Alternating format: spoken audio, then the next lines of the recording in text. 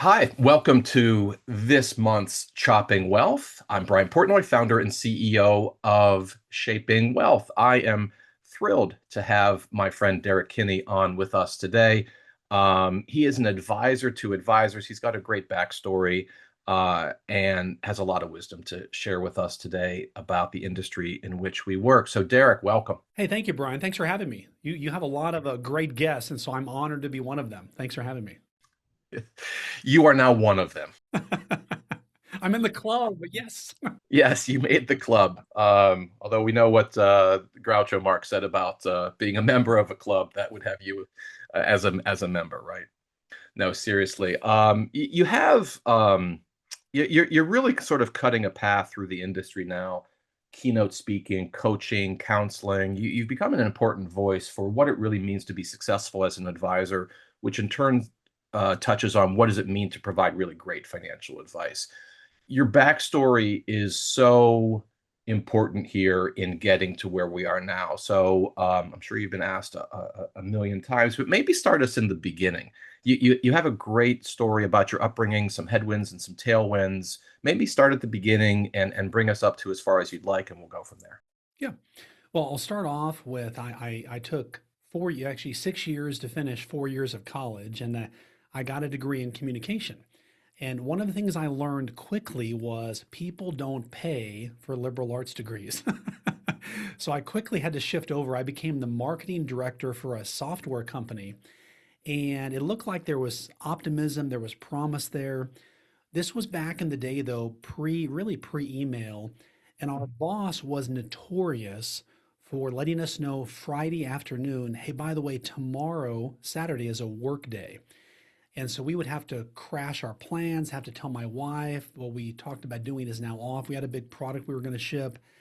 And so that was really frustrating. But then when he bounced two of my paychecks in the course of a year, now we like to give to our church. So imagine calling your church and telling your pastor, hey, that check I just sent you is hot. Don't cash it. And so then we shipped the product, and I was one of two people that didn't get a bonus or a raise. And even as I think about it now, it hits me in the stomach because it was this moment. It was a defining moment that said, Derrick, you have a choice to make. You can either choose to let someone else tell you what your economic value is, which is going to be 2 to 4% raises per year, or you can put the chips all on Derrick and give the wheel a spin. You get to make that choice. And so I decided to go back and get fully licensed while I was working full time at the time with Ameriprise Financial. And I then left that marketing company and then started my own business. Now, I was told, you're too young, you have no money, you're going to fail, you know no one. But despite all of that encouragement, Keep going. I decided to lean into it. So here I am now. I'm 26 years old. I look like I'm 13. I have no gray hair, no wrinkles, no trust built up with anybody, but I have this passion for supporting local education. And so I have this crazy idea, Brian. I take a $50 Amazon gift card to my local high school for the teacher, and I take a $25 Amazon gift card for the student, and I began to give a Teacher and Student of the Month award at my local high school here in Arlington, Texas, Sam Houston High School. And the reason I did that was when I was there, nobody successful ever came back to our school and gave us this glimpse of what life could be. And I wanted to change that. And so it gave me a chance to breathe life into the teacher and the student and tell them how much we appreciated them, and that likely around Christmas or Thanksgiving, that teacher would be somebody brings up years from now as having impact on them. I just left the school feeling on cloud nine, like this was so cool. Well, what happened next, we got a picture of the teacher and the student and myself and the principal, put these in the newspaper back in the day. And what happened next, I just didn't see coming. I began to get phone calls. And what one woman said to me changed my entire business philosophy. She said, Derrick, we know you're new, we know you're young, but we want you to be our financial advisor. And I naively said, why? Lesson one, don't say that. She said, and what she said next changed everything. She said, Derrick, it's because you care about what we care about. You care about what we care about. And it was the moment she said that, the weight lifted off my shoulders. It meant I didn't have to be the smartest or the best looking or the most well connected. I just had to care about what the people I most wanted to work with cared about. And it turned out everybody liked supporting local education and recognizing students. And it wasn't the fact I was looking to work with teachers, but wealthy people like to work with people who recognize teachers and students.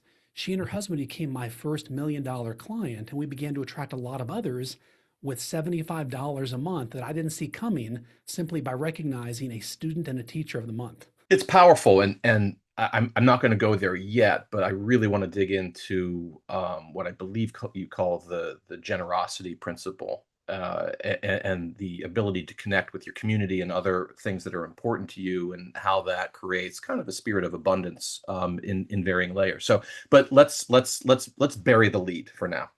Let's keep going with the story, because you ended up building, and keep in mind, like a lot of the listeners and watchers of Chopping Wealth or other financial advisors, and your story is really relevant to their success path. So keep going. You then built quite a successful practice. Yeah, so I then go on to build a practice. I'm here in Arlington, Texas, and one of the things I realized was most advisors were undercharging for their value.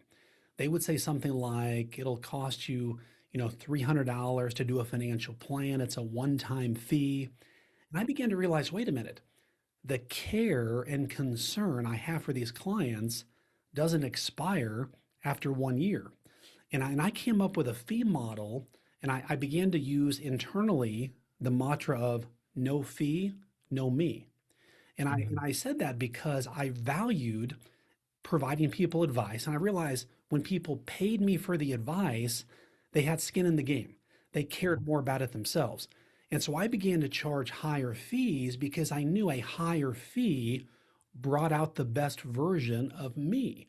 And so clients like the fact of how we positioned when you've got this problem, here's how we're going to walk alongside you, here's our team approach, and so forth. But I discovered a problem that really was a gut punch. And that was when I was in social settings and people would ask me, hey, Derrick, what do you do? I would start to cringe. And here's why.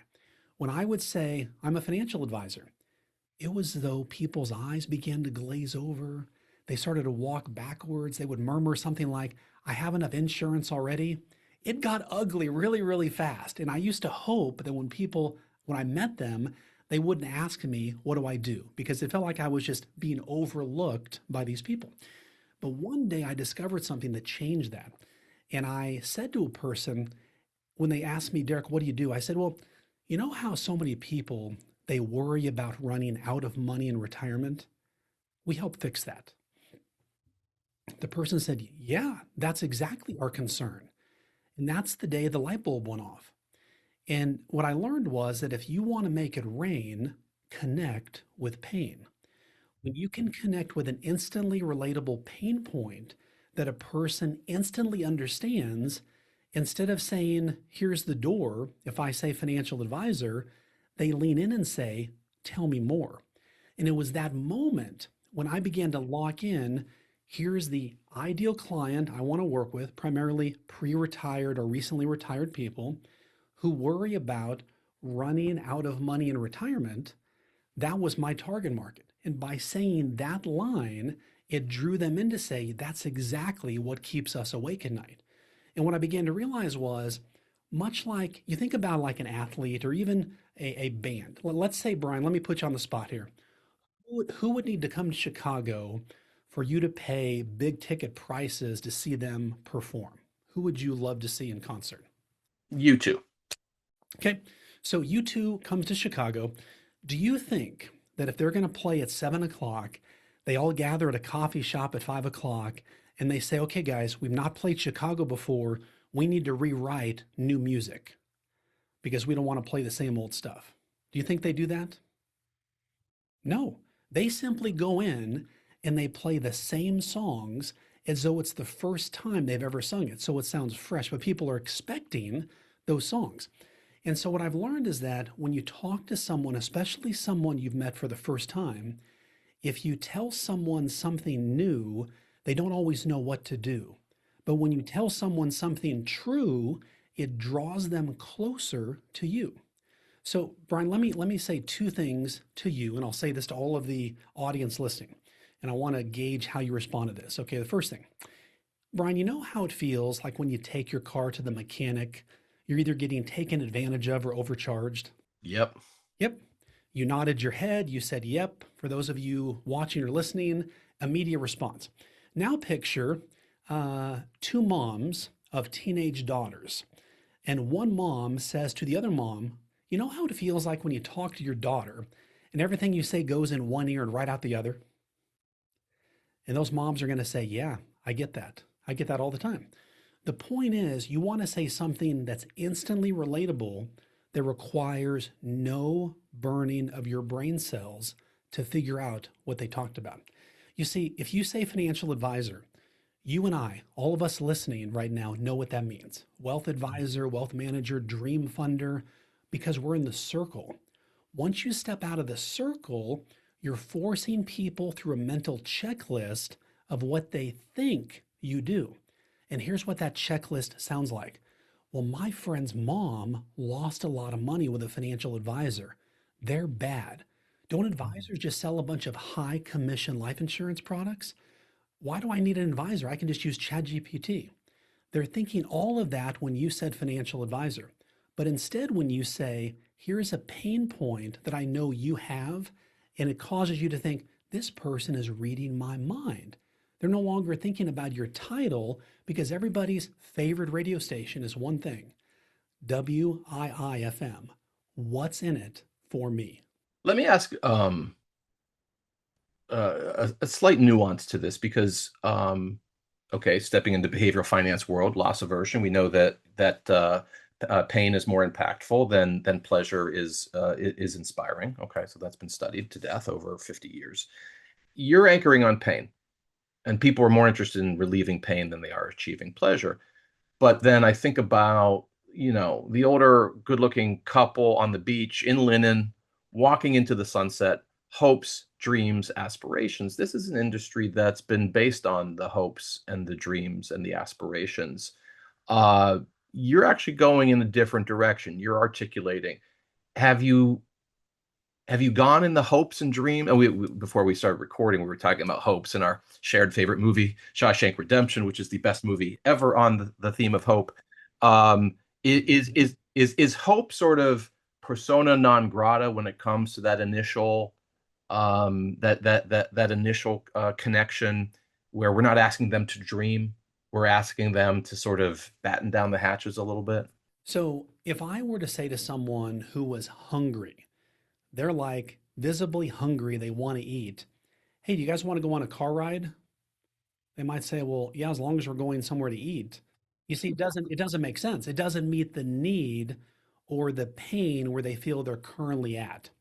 And so what we find is in psychology, and again, I only do this because I've tested it with hundreds of clients and hundreds of advisors, is when you go negative, when you state something that keeps people awake at night, that keeps them worried, it's a struggle, a concern, something that causes them to not feel comfortable, it automatically causes them to say, how can you help me with this? I want to ease my pain. The problem is where most advisors make the biggest mistake of their life is they think that the best way to attract prospects is to sell based on the features and benefits of their products and services. We've got this great private equity tool, this cash management tool pays this amount, and we've got this flexibility. In my 25 years as an advisor, not once did a prospect call and say, Derrick, do you have so and so investment? Because I'll work with you if you have access to that. Nobody said that. But when they understood that I understood them and where they were at, and that I listened so well and asked the questions that took out a shovel and dug, We want to dig into their problems. I don't want to solve any of them in that first visit. For example, I tell advisors now one of the biggest things to avoid is solving prospects' problems in the initial visit. Quick story. I was on stage a few months ago. I stepped off. A line of advisors formed who wanted to meet with me. And one woman was wagging her finger. She said, Derrick, I am so mad at you right now, and here's why. I said, I just gave a great talk. Why are you mad? Anyway, she said, if I had heard what you just said 10 years ago, I could have quadrupled the size of my business. Here's what she discovered. She was solving prospects' problems in the initial visit. People would come in, they'd ask her questions, she would tell them exactly what to do. They would shake her hand when they left, they would smile. She thought, oh my gosh, this is going to be my next best client. And then what happened? They ghosted her, and she couldn't figure out why. It's because when you take away the urgency, you insert complacency. And what I tell people is in that initial visit, you want to stir the problem, not solve the problem. You want to stir the problem, not solve the problem. So the moment the solution, and by the way, as advisors, you typically are the smartest person in the room. You can't help but want to tell people, here's standard deviation and beta and efficient frontier. All these words just kind of leap out of your mouth. You can't help it. But the moment they're about to, you want to push the words back down and instead say this.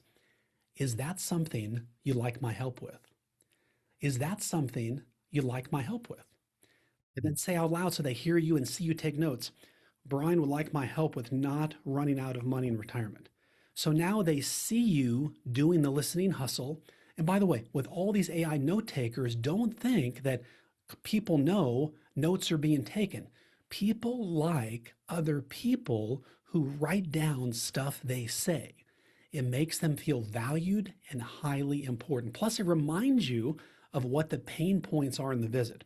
The whole goal in that initial visit with a prospect is that you have created so much concern. You've asked the deeper questions. You've gone to the deeper end of the pool. You've asked them some personal questions. They feel like, I hope this advisor has the capacity to bring me on because this person gets me like nobody else. But the goal is not to aggravate the problem, right? The goal, I mean, so you say stir the problem, meaning that you circle around, you explore it, but are you really saying put a even bigger pebble in their shoe so that they have that discomfort?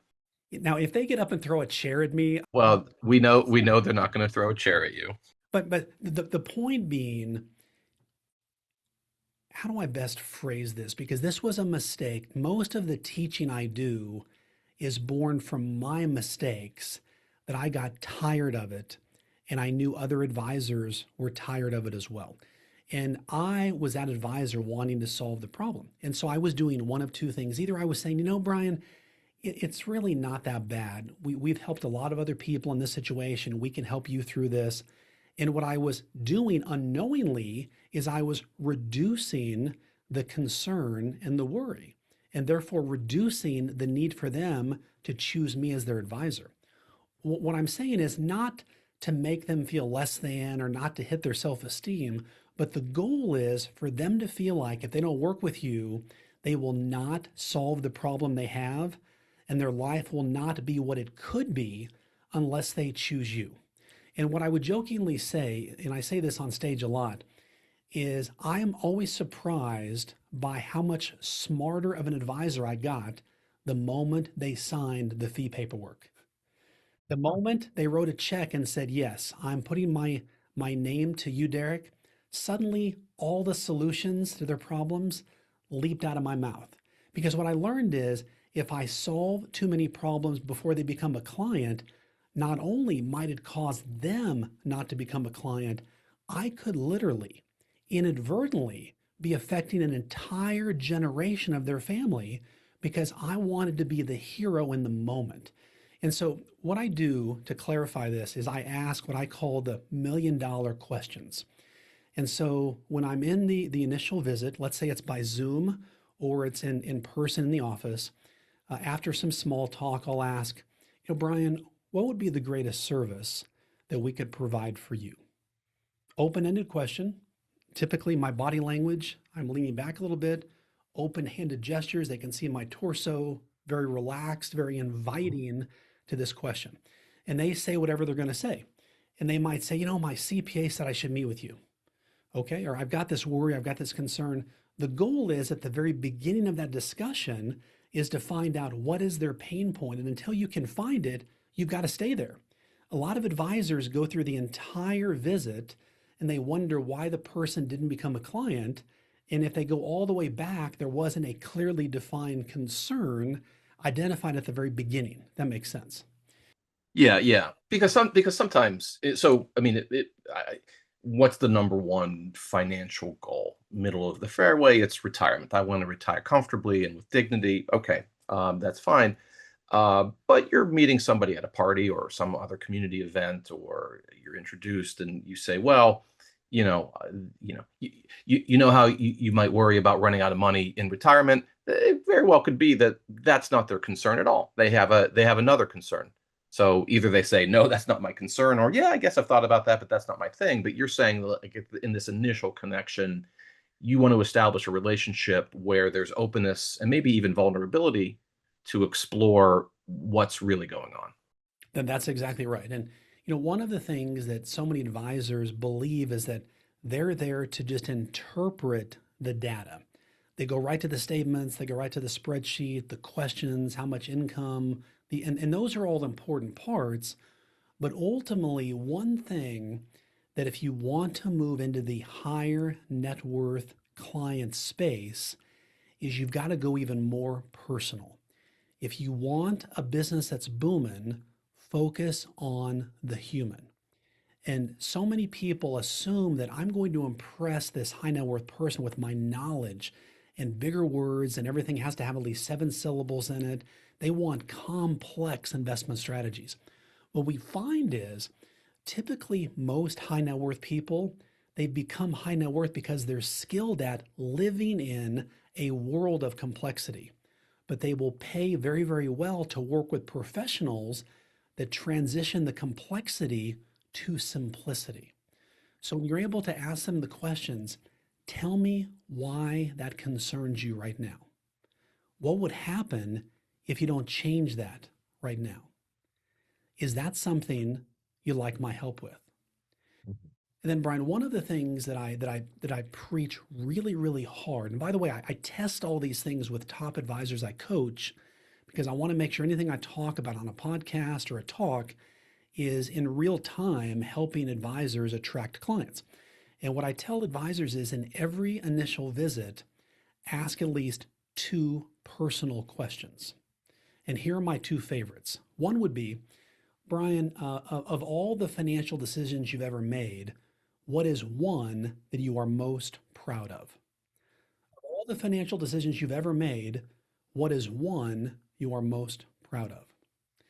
Now, Brian, let me ask you another question. What do you feel like is the biggest financial mistake you've ever made? What is the biggest financial mistake you've ever made? Now, Brian, would you say are those decent personal questions? Well, yeah, of course, because they're kind of setting the playing field. I mean, you've got one uh, instance where they can feel a great source of pride and they can lean into that. And then you've got another one where they probably have some version of regret or grief over mistakes. And you don't know how they've processed that, right? Maybe they've gotten over it. Maybe they just can't shake it. But yeah, you've created a very wide space for various conversations. And that's the goal. Now, what I would tell you is I would submit that they're not good enough. And here's why. If I'm asking questions and I suddenly ask a personal question, I need to better identify it as an incoming personal question to then get the vulnerability from the person that I really want. And so I like to give personal questions what I call pre-meaning.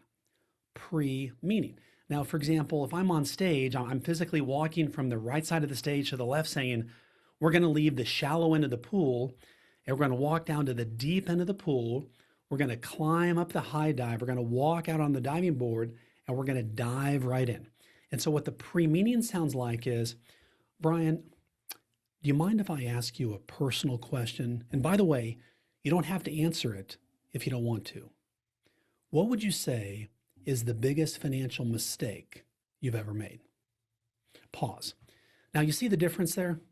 It's slight, but it's also very deliberate in the sense that now I'm telling the person incoming personal question, I want you to open the door of vulnerability.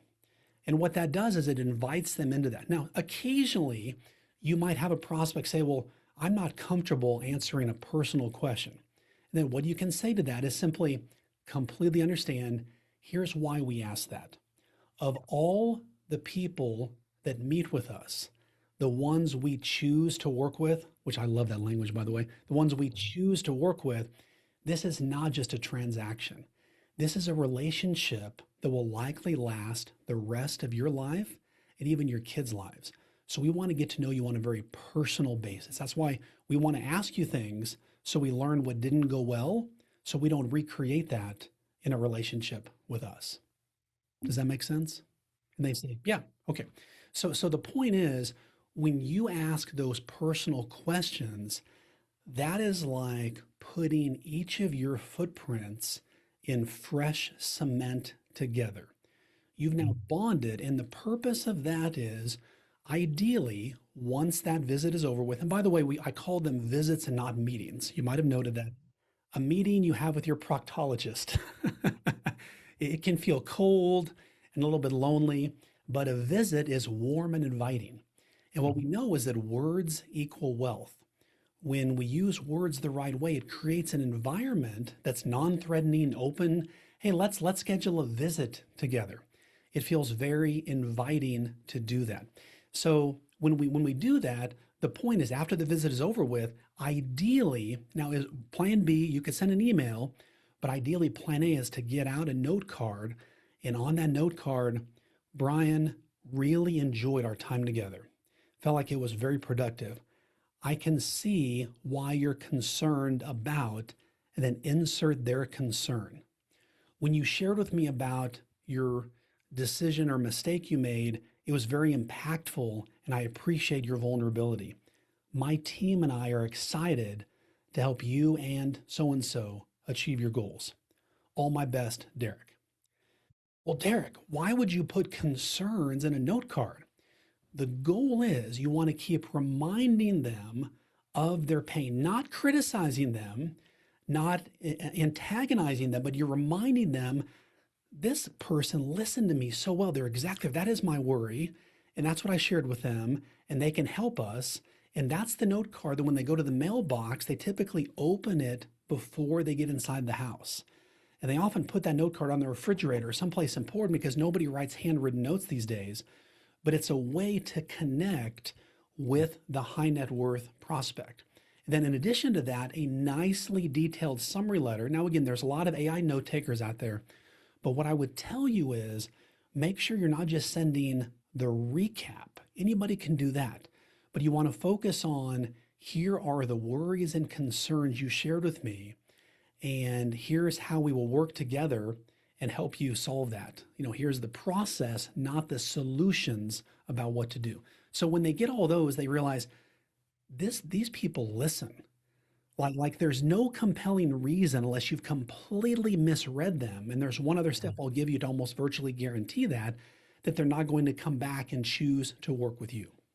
Yeah, the act of allowing people to feel seen and heard is almost everything. And arguably the value of that's going up because the cacophony is as noisy as it's ever been. And people feel lost, people feel lonely. And it's funny because we do a lot of training around active listening, and you've seen some of our stuff on EQ, but sort of in a practical sense, how do you supercharge EQ to build better client relationships? And what I've found over the years is that there's one question that allows people to feel seen and heard in a way that they almost never are, and they almost like their jaw almost drops. They say something about a vacation or about a challenging family situation, from the trivial to the profound, it doesn't matter. You pause, you make it clear you've heard them, and you say, tell me more. How often does someone actually acknowledge that you've said something that seems important to them? It might not be important to me, but I'm acknowledging it's important to you, and I'm asking you to elaborate. And I'm going to get back to you, but I'm just saying you're triggering some really I think fruitful and productive thoughts about relationship building. What I'd like to do is I kind of want to go down this path. It's where I wanted to go anyway, but I want to get back to the career narrative because you're a hell of an advisor. And I'll brag on you. You built one of the biggest, most profitable, financial advice practices in the country, and you sold it for a lot of money. And so, bravo, that's great. But why? You're really good at this. You had a big growing team. You love people. You're one of the, we're relatively new friends, but like you really enjoy other people. And so you served clients from all over, great reviews, referrals, all these sorts of things. And you said, "Oh, guess what? I'm actually not going to do that anymore. I'm going to stop doing what I've built an unbelievable career in, and now I'm going to coach advisors instead of advising clients." I'm really curious about your mindset at that pivot. What you're asking is, Derek, were you sober? No, no, and as you know, like I've changed career 5 times. Like it's good. It's good. Flexibility. Add up to like nothing wrong with having a cocktail. But I know that wasn't it. But like it's a pretty big pivot. Yeah. So I go on a yearly sabbatical every year, and I take 5 days completely by myself, typically by the water. And I ask myself three questions. How do I be a better husband? How do I be a better father? And how do I be a better business owner? Those three questions guide me throughout that time. And this was July of 2019. I'm at the W Hotel in Boston overlooking the wharf. And I just felt compelled the months leading up to that. What was next? I called it Derrick 2.0. I was very happy with where the practice was. Matter of fact, we were looking to acquire other practices and so forth. But I just felt led. I just felt like it was God telling me to write down on a sheet of paper what is it that you would like to do next. And I wrote down things like write a book, launch a podcast, coach, speak, consult. Could I build a new business with the same level of recurring revenue that my current financial planning practice had? All those things. But shockingly, on that list was not being a financial advisor. That's when I knew. It wasn't that I disliked it, but I had felt like I was going through the motions for a couple months, and I didn't want one thing to happen to me. And that was, I know you are from Pittsburgh, you follow the Steelers. When you see these, we'll just use a random aging quarterback, okay? And you look at an athlete and you say, he or she should have retired 2 years ago at their prime, but they've hung around. I didn't want that to be said about me because I knew I would do myself a disservice, my team a disservice, most importantly, my clients a disservice. And so it wasn't like I decided I'm going to go work for somebody else. I've got this clear plan. I just knew, just like it was Cortez that burned the ships and said, we are not leaving, that was me burning my ships. Over the years, I had seen many advisors, and there's no offense if this is you, but they were half in, half out. They were more the lifestyle advisors. Hey, I'm in the office 2 days a week. I'm golfing the other five. No problem with that. But my own A type, highly driven, goal oriented personality, I'm either in or I'm out. And one of the things I wanted to do was do more national TV, more podcasts. I felt like I had a voice of reason that I wanted to give out into the world. And within compliance standards and so forth, I couldn't do that. I couldn't cheat that system. That wasn't my value structure. So I decided to sell. And I will tell you that, man, I get emotional thinking about it.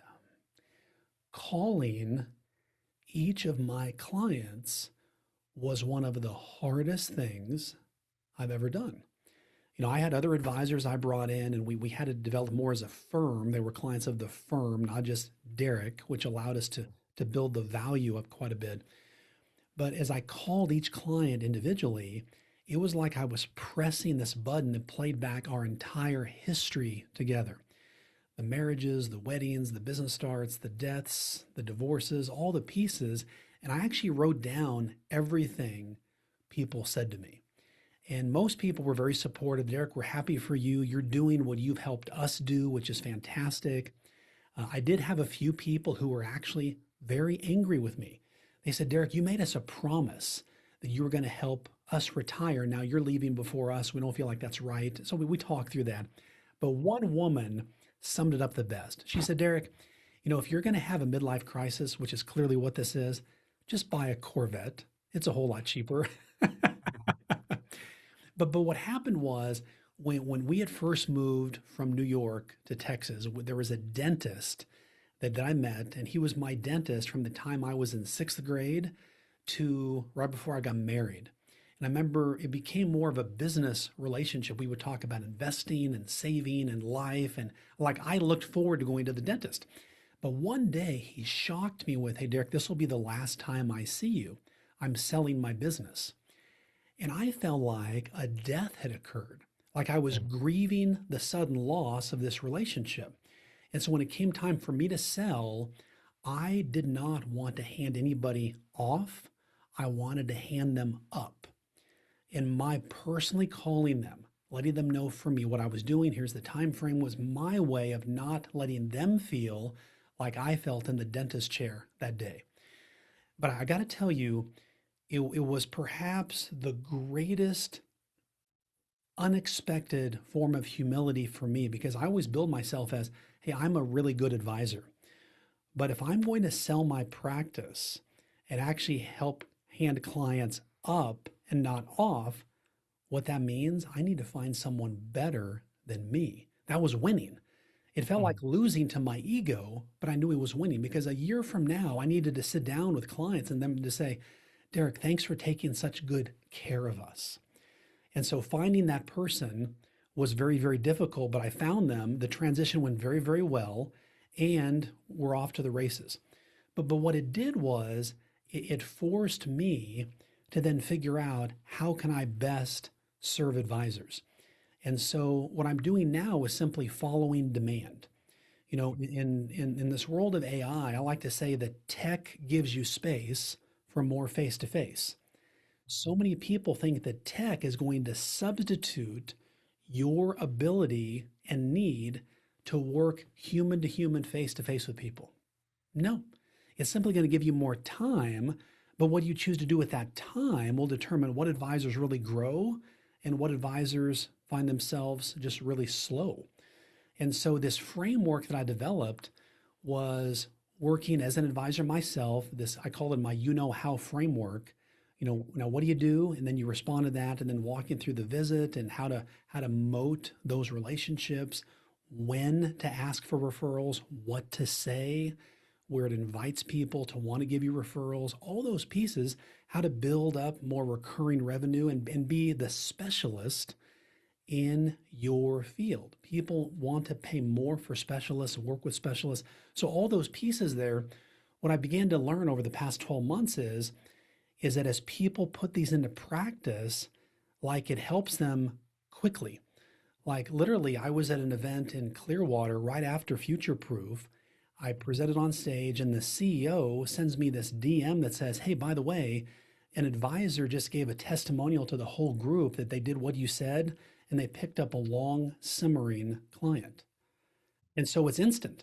But what I learned is that ultimately, whether you're introverted or extroverted, this toolkit can help you. If you want to make it rain, connect with pain. Right. What do advisors struggle the most with? I mean, it's a very large industry. There's a pretty wide distribution of personalities and contexts and cultures and money challenges.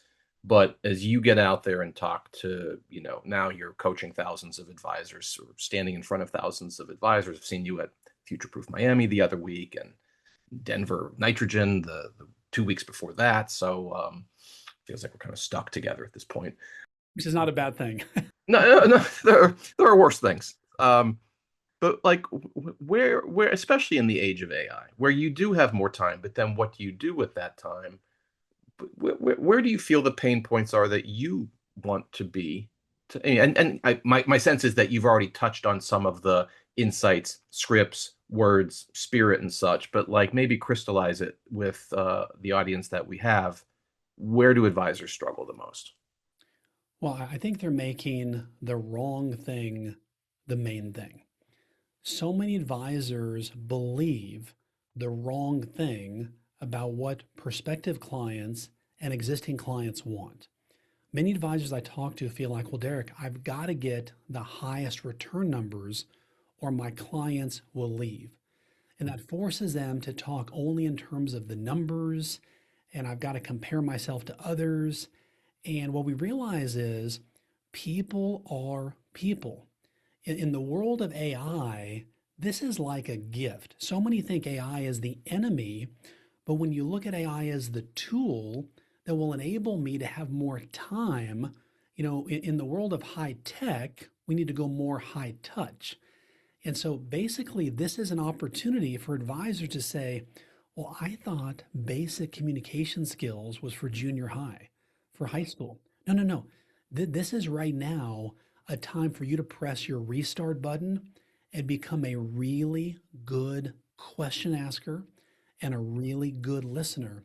And if you just have one takeaway from our entire time together today, that is just follow there's three steps to this, but I call this my you know how framework. Step one is you know how, insert your ideal client, and then the word worries about, struggles with, and then insert that problem that they instantly relate to, period. We help fix that.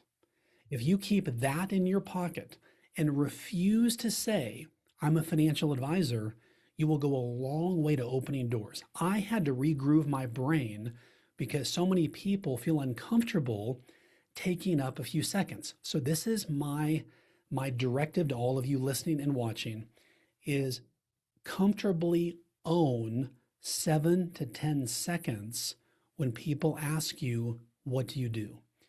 You take the mindset of you're the doctor that has the medicine for their financial pain.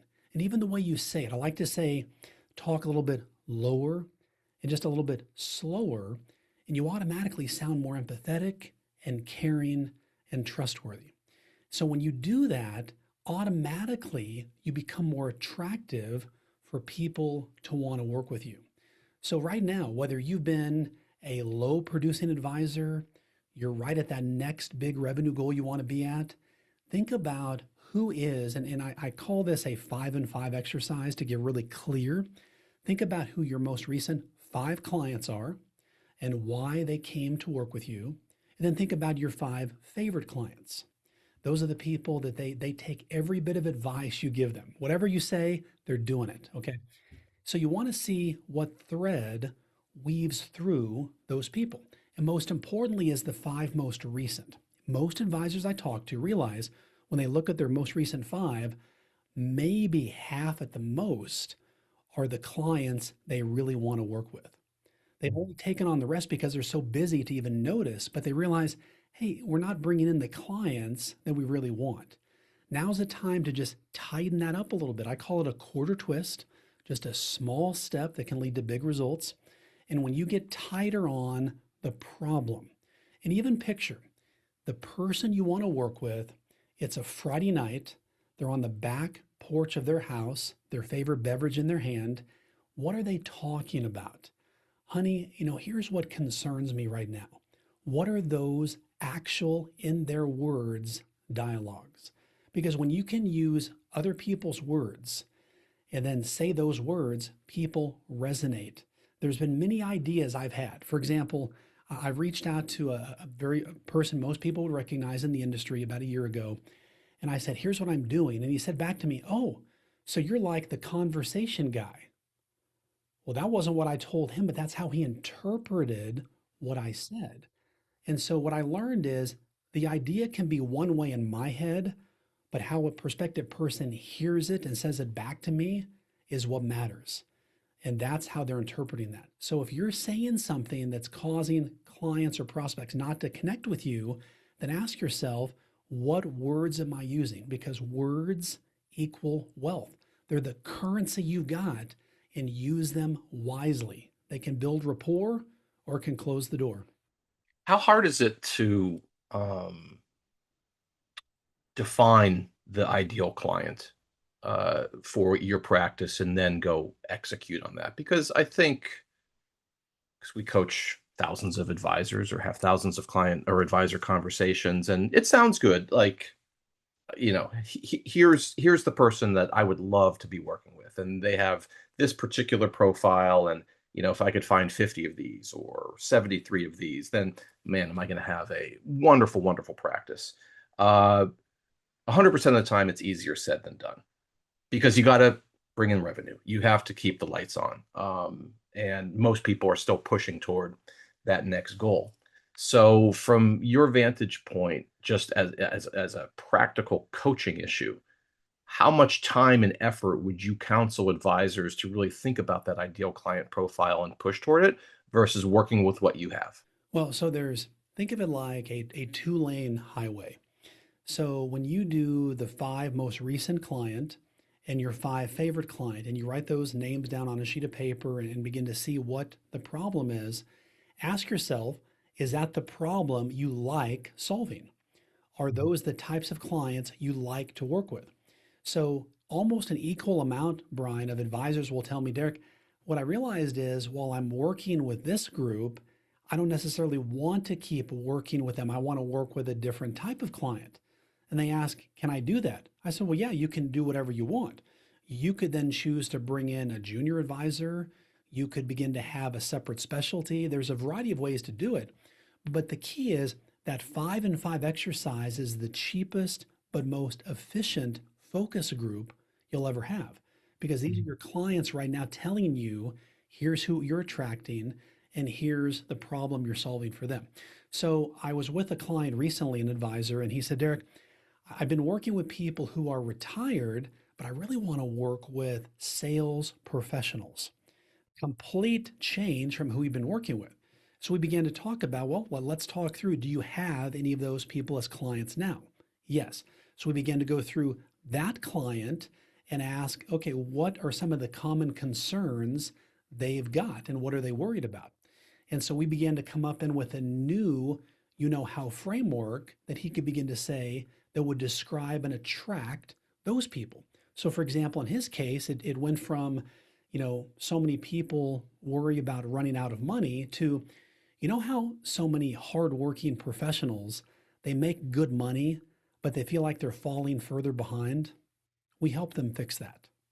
You see, what that hits on is hardworking professionals make good money, feel like they're falling further behind. All words that most people instantly understand, doesn't require them to burn brain cells to figure out, but it stated a problem that people can instantly connect with and see themselves in. So the point is, you can choose. This is like one of those choose your own adventure books we had when we were kids. You could read the whole chapter. You can say, I'm going to skip to this or this or this. The bottom line, though, is you want to make sure you understand a person's problem. And remember, the least amount of words wins. The problem most people get into is they over explain. If I were to say, you know how professionals they work at this company, they've got 401ks and they've got stock options and grants and their kids' education or retirement and they're worried and they're anxious and they need a plan and well, we help them. What was that? You see, the hardest thing for advisors, and this is hard, but you just want to pick one problem. Now, it's not all the one you're going to say, well, Derrick, I solve a lot of problems. You do. But if you say all of them, you bore and people give you the door. If you state one problem that they instantly connect with, they say, tell me more. So it takes some work. For example, one client recently we worked on, he was working with blue collar business owners. We jokingly said we have a place called QT here, kind of like a 7-Eleven. And I said, you ought to have an office like right next to the roller grill at QT. You'd have all kinds of prospects. Yeah, yeah. With the what is that, like the hot dogs? Yeah. Exactly. So for him, we came up with, how hardworking blue collar business owners, they feel like they're paying too much in taxes. We help them fix that. You see, when you say a word like hardworking about anybody, people like and they want to think they're hardworking. Even if they're not, they opt into that's me, I am hardworking. And then blue collar, and then everybody in his case, they do feel like they're paying way too much in taxes. Now, he does a lot of different things, but that's one problem that people say, yes, that's exactly. Now, what do? And it buys you time then to go into the second line and the third line, which then opens the door for you to tell them more. I had to chuckle because, and I don't know if you remember this from high school or college, but probably the most famous book on writing, how to write well, is called The Elements of Style by Strunk and White. Do you remember that? I remember the name of the book, yes. Well, there's one very famous line in there that you just put perfectly. And they said the least amount of words win, but their sentence is omit needless words. It's perfect. I want to change tack a little bit, because you wrote a really good personal finance book that's sitting behind you, Good Money Revolution. I want to give you the opportunity to maybe briefly touch on the motivation behind that, uh, uh, and how much of the book was sort of you reflecting on where you've been. Sometimes a book does that, where you bring your past together into something. Sometimes it's, well, I'm on to my next journey, and it's almost like a travel planner, and this is where I'm going. And sometimes it's a combination of both. So curious about like the motivation and how you position it to yourself, and then in turn others. And then the one major question with the time that we have is the idea of your generosity purpose. When you're good at alliteration. Connect a cause to cash, money to meaning, purpose to profits. I like that. Tell us about the motivation behind the book, and why did you anchor on this one particular principle? Yeah, so the book, the premise is fairly unique in that there was a problem I began to hear from my clients. And this was pre-COVID, but there was a lot of attack on the wealthy. And I began to have a few clients say, Derrick, I just feel like maybe we're making too much money. Or if we have too much money, people will judge us. And I was like, what? And so I began to take out my shovel and we dug a little bit. And one of my clients said, yeah, we're making great money, but it feels like because we can do things other people can't, it's like they're judging us and they think less of us. Would it be better if we had less money? And the whole concept got me thinking. And this was about the time when there was a lot of ridicule about Jeff Bezos and Bill Gates and Elon Musk, all these main, wealthy people.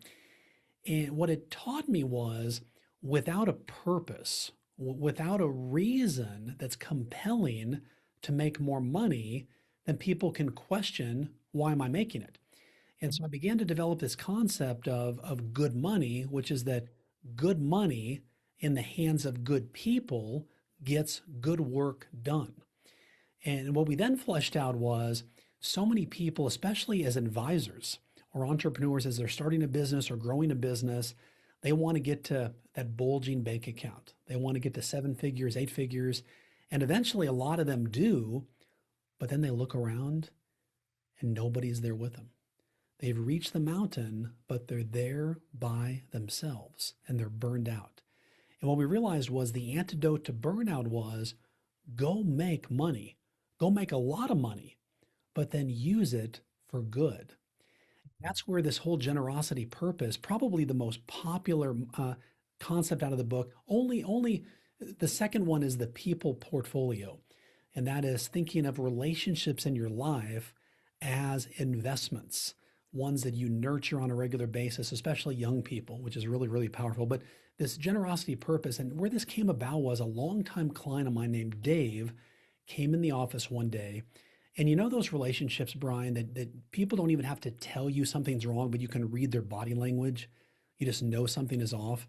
That's where Dave was that day. He slumped in the chair. I could tell the weight of the world was on his shoulders. I said, Dave, what's wrong? And he just spilled it. He said, Derrick, I feel like I'm not motivated to go to the office anymore. This was a successful guy, built a respected consulting company, family business in the local area. And he said, I'm just not motivated. And for whatever reason, the words just shot out of my mouth. And I said, Dave, is there a cause that you care about? And he sat back in his chair and began to tell me a story.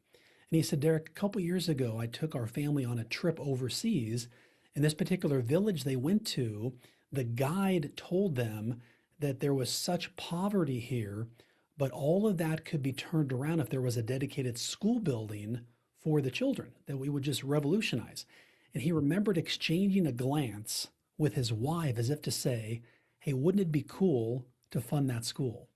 Well, he got back to the States, things got busy, but my question brought this all back. And I said, what if you did something crazy?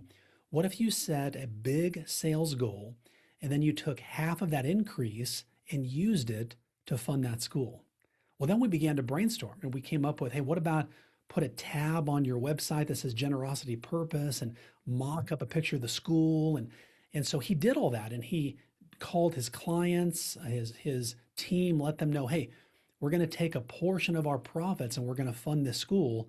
And what happened was people could work with any consultant in town, but they wanted to work with Dave now because they were part of something bigger. So Dave, normally I would see him every 6 months. He comes strolling into the office 3 months later. He looks younger. He looks invigorated, like he's back in the game. And I said, Dave, it's noticeable. What happened? He said, well, this generosity purpose thing really got me excited. And he said, I made up a picture, put it on the website, let our clients know, our team know, and we're now halfway to funding that school. He said, Derrick, the biggest thing though, I thought it was going to be about the giving, but it's me. He said, Derrick, I feel like I'm reborn. I'm back in the game. Like now I have a purpose of growing the business. Now I can make more money and then do more good with it. And thus the title of the book. And so now what's happened is I teach this around the country. Some people, we've had one particular person. I was on a woman's podcast and she said, Derrick, I gave your book to this guy. His business is worth like $250 million. He was about to sell it, but after reading the book, he decided to keep the business because why sell it and become a philanthropist? He could be a philanthropist in the business. And so it remotivated him to grow the business even bigger and now tie causes to certain criteria. So what we find is it gives people purpose. Even, for example, one business owner, we gave him a creative idea. He said, Derrick, I want to do something for the church, but I don't want to just volunteer in the children's department. That wasn't him. And so we basically talked to the church. He prepaid for coffee for all the church for a year. So he owns the coffee ministry. And it gave him a practical way to say, I want to use my money, but I don't want to be doing something that's not part of my talent. So all of these things give people purpose. And for some people, it's simply taking $75 of gift cards to the local high school and then letting their prospects and clients know.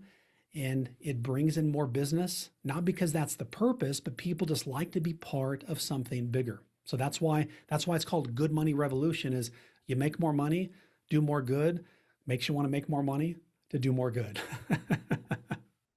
And there's meaningful scientific research that shows that when you have some connection to something bigger than yourself, you tend to lead a more meaningful life. So, believe it or not, it's been about an hour. Wow. Quickly, I know.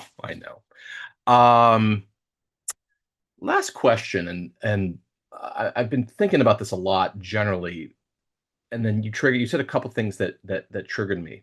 The world's a little bit of a difficult place right now.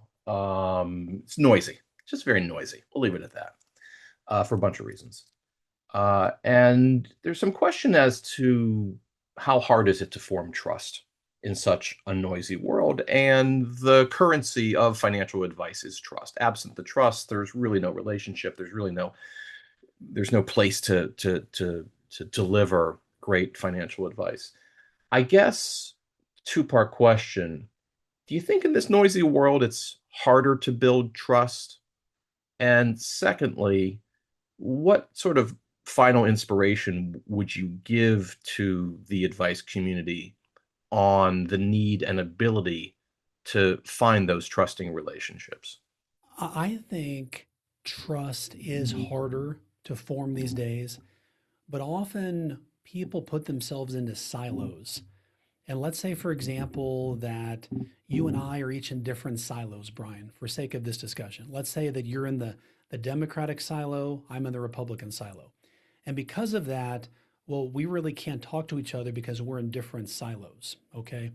One of the things I've learned, and a friend of mine named Sharon McMahon taught me this. I was on her podcast many, many years ago. She said, Derrick, just because you might disagree with someone doesn't mean you can't listen to them. Just because you listen to them doesn't mean you agree with them. And that's always stuck with me because what I've learned is so much of the world these days gets polarized. And we see social media, it's curated to fuel my goals, my interests, my desires, and whatever else is out there is wrong if it doesn't align with me. And what I've learned is some of the best friendships are people that I might disagree with philosophically, religiously, politically, and just having the discussion of, hey, I think we probably see the world differently, but you're just a cool person. Let's be friends. And that's what I find is because as we all get older, and psychology tells us this, it's a lot harder to make friends. People tend to have less friends as they get older than they do when they're younger. And so I would just become a good friend maker. And the way to do that is just to find common interests, build the trust. And I'll tell you, I'm going to share a very personal example with you. Very personal. I don't share this that often. But during COVID, when we saw a lot of the George Floyd issues happening, and my kids would ask, Dad, why is that happening? And here I am, a white guy watching this, and I had to tell them, I don't know, but I'm going to find out. And so I called 5 black friends. And I said to each of them, I feel embarrassed to ask you this, but I respect you highly. Would you give me some perspective so that I can see through your eyes what is happening here? Because I want to be able to tell my kids about this.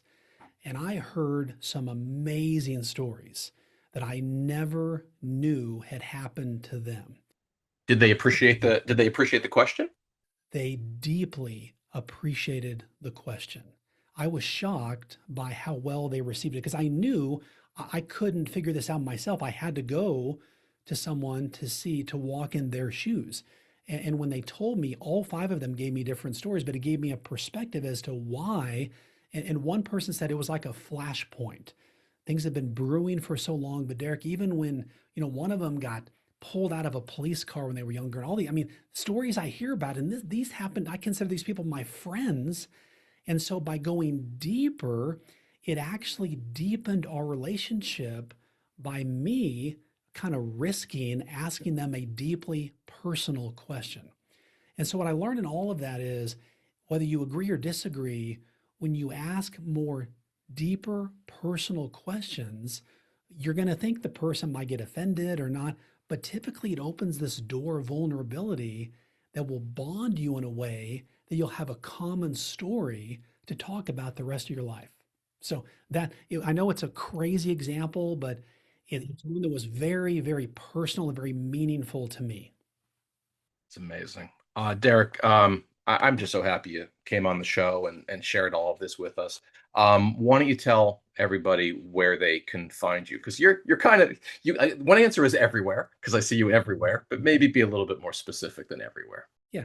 LinkedIn is where we built our biggest community. So follow us on LinkedIn. My commitment, we post every day, but the goal is each post needs to help you attract your next best client and really live the life you want. Second would be follow us on Instagram. And then third would be our website, which is successforadvisors.com. But the goal is, and my commitment, just practical, proven tools that help you attract exactly the clients you want and build the business you want. Derrick Kinney, thank you so much. And for everyone, this was Chopping Wealth, one of my favorite features of the Compass content platform, now featuring Lydia, our behavioral AI coach, which is a conversation for a different day. So thanks to everybody for tuning in. Derrick, thank you again. And everyone, take care. Thank you, Brian.